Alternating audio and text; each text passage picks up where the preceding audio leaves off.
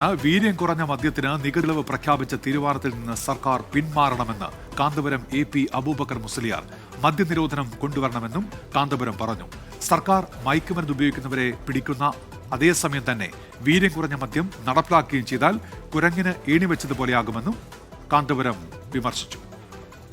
മയക്കുമരുന്ന് ഉപയോഗിക്കുന്ന ആളുകളെ പിടിക്കുകയും അവരെ ശിക്ഷിക്കുകയും ചെയ്യുന്ന വിഷയത്തിൽ നമുക്കെല്ലാവർക്കും അവരോട് പിന്തുണയുണ്ട്.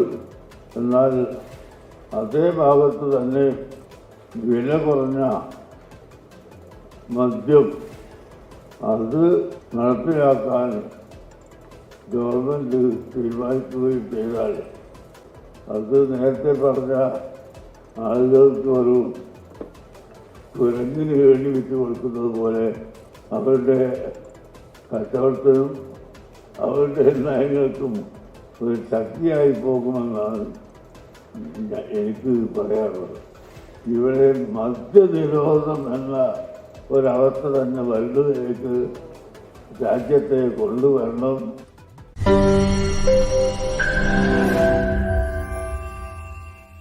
ലോകത്തെവിടെയായാലും ഏത് സമയത്തും 24 വാർത്തകളും ഓഗ്മെന്റഡ് റിയാലിറ്റി പാക്കേജുകളും എക്സ്പ്ലെയിനറുകളും വിശദമായി കാണാൻ ഞങ്ങളുടെ YouTube ചാനൽ നിങ്ങൾക്ക് സബ്സ്ക്രൈബ് ചെയ്യാം.